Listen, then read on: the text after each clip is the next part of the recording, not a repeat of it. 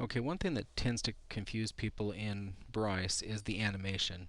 And the animation is not perfect, but I'm going to go ahead and give you a few basics here.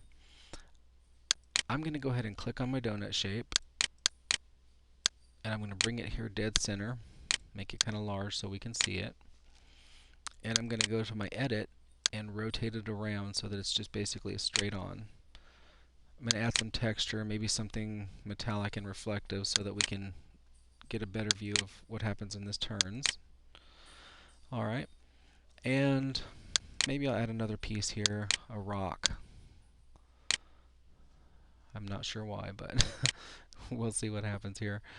And I'll give it a texture like marble. Okay, so now I have my basic shapes, and I have my timeline down here, my scrub time. If I start to drag this over, you can see over here on the side that my time goes up, and maybe I want it to go out, say, 2 seconds. And when I'm out 2 seconds, I can click on my object and actually do some movement. Okay, and I'll click on another object, and I'll do some movement for it. And I may want this to be over here. Now you'll see that there's a line connecting this to where it started. Now the reason for this is if I was to move my timeline back, you'll see that my rock goes flying around and it rotates.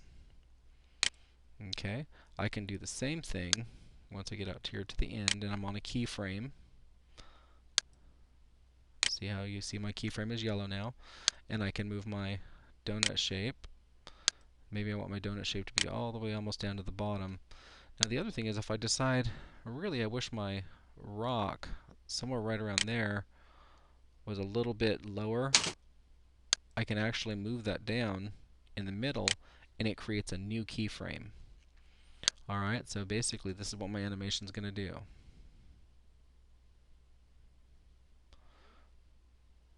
Okay. Now ideally I'd like it to kind of come back and loop around, but you'll see from the animation demonstration here that the sky is going to move anyway, so there's really no way to do a looping animation. But let me go ahead and play it. Okay, so that's kind of cool. And you've got your render button, so you can kind of see what it looks like rendered. Now the trick here is once I have it animated, or rendered, I'm sorry, once I have it rendered, if I click play, it wants to know where I want to save this. And if I want to save this to my desktop, I can do so. And I'll call this test. And I'm going to click check. Now you'll see that it's animating the first frame.